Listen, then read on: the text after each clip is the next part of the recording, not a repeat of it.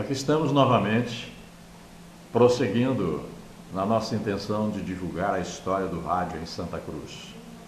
Mas hoje eu peço licença para falar a vocês, primeiramente, sobre a história do rádio no Brasil. Dia 21 de setembro, comemorou-se o Dia do Rádio, o Dia do Radialista. E no dia 25 de setembro se comemora o Dia da primeira transmissão de rádio no Brasil, quando foi para o ar a Rádio Roquete Pinto, a mais antiga emissora de rádio brasileira. Neste ano e neste mês, o rádio está comemorando no Brasil 90 anos de existência. E a nossa radiodifusora passa a ter, a partir de 1º de outubro, 64 anos de existência. Vejam, a Rádio de Santa Cruz está na primeira terça parte das emissoras de rádio do Brasil. Ela foi a primeira que apareceu aqui entre Itapetininga e Assis. A mais próxima de Santa Cruz existente na época, em 1948, foi a rádio da cidade de Cambará, no estado do Paraná. Então, a nossa emissora tem uma história e nós devemos zelar por ela. Eu queria recomendar para vocês a leitura de um livro que saiu esta semana e que se chama A História do Rádio no Brasil, escrito pela jornalista e pesquisadora Magali Prado. E ela faz um levantamento das emissoras brasileiras mais antigas e diz assim: o papel do rádio, dos profissionais na construção de uma identidade nacional deve ser destacado. Então ela termina dizendo assim, esse texto: para isso, as radionovelas e as transmissões de futebol foram fundamentais. E a nossa rádio teve esses dois pontos altos.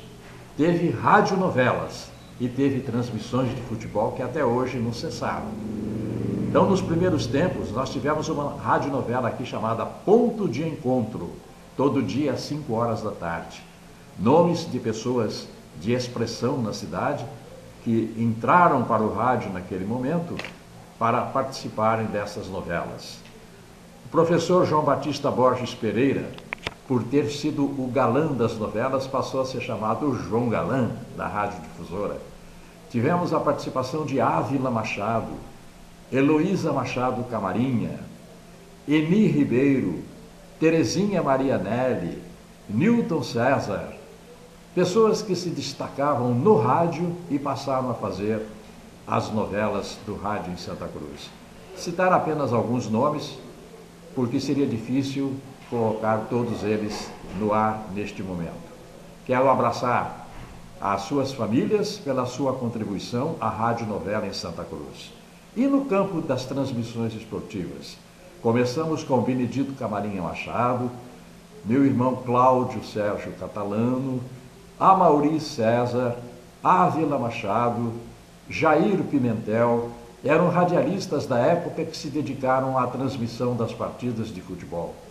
Meu irmão Márcio Antônio Catalano, hoje enfermo, acamado, naquela época também fazia parte da nossa equipe de esportes. E eu muitas vezes transmiti jogos de futebol, fiz comentários e fui repórter de campo. Então, são histórias que devem ser conservadas.